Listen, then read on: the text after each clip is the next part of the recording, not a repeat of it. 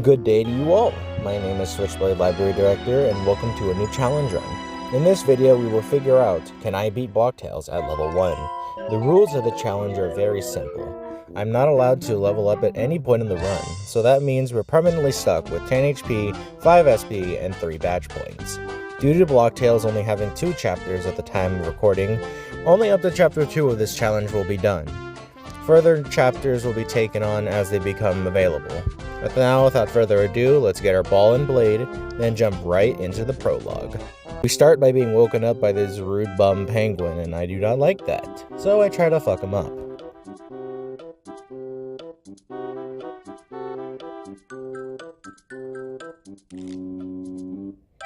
Ah, dang it. We start by being woken up by this penguin who goes by the name of Tutorial Terry, spouting off at us for sleeping in his house and saying we're weird because of the dream we tell him about. Despite his rudeness, we get up and leave his house to head for the Roblox HQ to find Shadletsky to begin the prologue.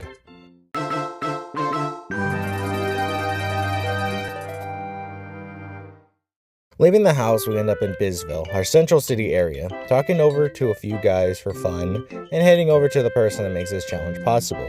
We buy the badge Thick Skull, as it disables EXP gain. We no longer are able to gain any EXP so long we haven't equipped, like EXP 0 from Kingdom Hearts. Now the challenge can finally begin as we head over to our objective, the Roblox HQ. Upon arriving at the Roblox HQ, we find that it's being overrun by little noob creatures. They run around and ignore most of the enemies trying to gun it to the top floor, but some do catch me and are defeated with these because I'm just that good at Paper Mario. Once we reach the top, we find Shadletsky being harassed by a red and blue noob as they seem to have beaten him badly. They see us and soon we're prompted to fight, bringing us to our first boss encounter. Red and blue as enemies aren't too spectacular as they take turns attacking with us with relatively easy moves to block and super guard to. Just tossing the ball is enough to whittle them down for an easy victory. Red and blue are so disheartened that they lost that they leave for backup as we shave Shadletsky and obtain the sword, our other battle command. This sword can pierce defense of the target as well as being a close range option for spiked enemies that will pop our ball. Shadletsky tells us what happened and sends us away on our journey. After the HQ, we leave and head to Road Town for our next goal, beating the enemies along the way as we are then stopped by Terry because apparently we left our Power Stab badge there. This badge is a normal sword strike but with +2 attack. It will be used to great effect later. After that, I end up doing some fishing to help with this challenge. Since we're stuck at level 1, the fish in the pond here are best healing items that we could ever ask for. Our main goal is the yellowfish that heals 5 HP and 5 SP, pretty much an itemized refresh from Paper Mario. It will help greatly when it comes to our healing, as it basically amounts to a full heal. After what feels like hours of fishing, we get enough and continue on our path. Only then it gets stopped by the Noobador alongside his goons, Red and Blue, once again. This fight is relatively trivial at level 1. Both Red and Blue are weakened from the previous battle, but they gain +1 attack at the start, so they could potentially be dangerous. However, they do go down to 1 attack, sword or the ball. The Noobador, however, has a pretty dangerous attack with his elbow drop, dealing 3 damage on a missed block.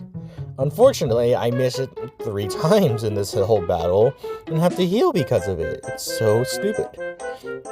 Regardless though, Noobador goes down eventually as we take the W, and Red and Blue just run away, I guess. A quick trot later over to the cave, and we can finally reach the part of chapter 1.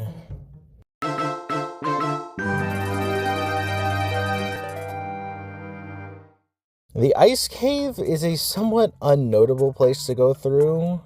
Lots of jumping and enemies with odd block timings and honestly, not that much of an interesting locale to go through. It is, however, where Terry tells us we can use the ball to topple over weak pillars and break windows. So there's something of use here. There is a secret area in this place, though, that we find a pretty crucial skill, the Fireball. A ball skill that sets the enemy on fire for 3 turns. And, well, it's going to come in very great handy later. But before we leave the cave, we end up having to face the Supreme Ant. Now, this battle is kind of unnotable as we just use we use our newly acquired Fireball to beat him up. And with some generally okay-ish block timings, it's a relatively easy fight, especially with how much damage we're dealing between turns. So essentially, it just goes down without much of a hitch. After beating up the queen, we finally arrive at Road Town, hearing that there's something evil afoot at the nearby Blackrock Castle. We are sent out to investigate, although not before checking out the badges that are available here and stocking up on some ice storms for later. Also before that, we meet the mayor and learn his accountant Jim hasn't came back from his excursion. So we agree to help rescue our boy Jim, and we get an adventure ID to aid with that, and head into the snow area. Now that we have some time, let's talk. We've obtained 2 worth it badges in Power Stab and Fireball. Power Stab dealing 4 damage, while Fireball dealing 2, but sets them on fire for 3 turns. Essentially, max damage, maxing out at 5. These 2 skills will be used to great effect later on, mostly in how to out-DPS the enemy before they can kill us. And although fire is a bit on the broken side, well, let's just say that. Either way, we have a fair assortment of badges, and now we can mix and match on what we can do for battle commands and passives. Although, we're only limited to 1 to 3 cost badges because of how much, well, we don't have that much BP. So we'll have to consider our options later on. Moving forward, though, we find Jim stuck under a rock with a new action right next to him, Dynamite. It's going to be fairly useless, as now it costs, like, all of our SP, but maybe we could, use it for later. We use it to blow up the rocks Jim is under and free him. Once we do that, we head over to Road Town for a quick story from the mayor, and make our way to Blackrock Castle. Blackrock Castle is filled to the brim with knights and crossbow shooters, each having fairly decent health and easy blocks to go with. The enemies here aren't too hard. Now we have our first puzzles for our major area. Even though most of them boil down to get a key here, use ability to get key, cutscene to get ability. Oh hey, Terry is here to tell us about shrinking. It's only important to the overworld, so it's not that as important for battle. We eventually get to our next major battle of the level 1 challenge, the Sentient Statue. This guy is dangerous as hell. The pillar can deal over half my health and damage if I miss my block. 6. And the first few rounds go well. Burn had to do extra damage as I slash away with my sword. Each of the statue's attacks miss me except for a few, bringing me down to a bit of health as I miss the block for an unexpected zooming, dealing tons of damage to me. Luckily, I get my opportunity to safely heal as I hit the last block I need in order to then counter and destroy the statue. Thank God. It sucks. After that, we end up in the finale of Blackrock Castle. I buy some ice cream and head in to beat even more guards and also ruin their evening by messing up the food the wizard was making. Scarlet and Rose kind of look the same. Finally, after shrinking, we can collect in the last key.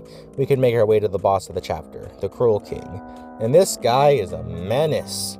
He goes on some tangent about his kingdom and having to save it from the voices he heard, and apparently those same voices are telling him to save the kingdom at every cost. Now use the ice dagger at all points to stop us.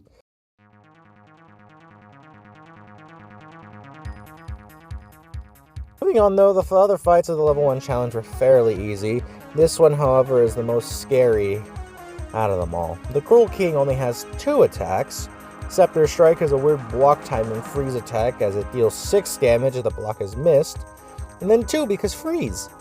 And then the Ice Dagger Stab that is also dealing the same amount of damage, but again, also freeze, so essentially they deal like 8 damage. Pretty much like a 4/5 of my health. And then like I'm almost dead. I try to tough it out though, but when it happens, blocking all attacks will still putting the pressure onto the Cruel King. Fireball does great work dealing spare damage to his 40 HP as I sneak in some sword slashes whenever possible. Sometimes trying to nuke his minion with Power Stab and hoping for a crossbow as they die quicker and have no armor. And then the other moves that he has 4 moves but 2 attacks. The other status move is Refreshing Heal to heal 2 HP to both of them and giving them 1 defense for a few turns. And then Sword just ends up dealing less damage. It doesn't help that with the Cruel King being able to use Ice Dagger, he can intentionally change the block timing window, meaning it's going to be a big mind game whether he decides, I'm going to hit first or I'm going to hit next. And even if I miss once, the fight is pretty much over as I freeze, and then I'm going to lose. Nevertheless, though, somehow I managed to pull through after missing a few blocks in that attempt and getting the necessary ones in, mostly to not die. Once and for all, I finally end the king's rule, and he says his last words, perishes, and leaving us knowing that it is indeed possible to beat Blocktales Chapter 1 at level 1. And that'll be all for today's video. I want to hear your thoughts on this type of video, as I've never made these before and would like all the feedback I can get. Have a great day, and this is Switchblade Library Director, signing out.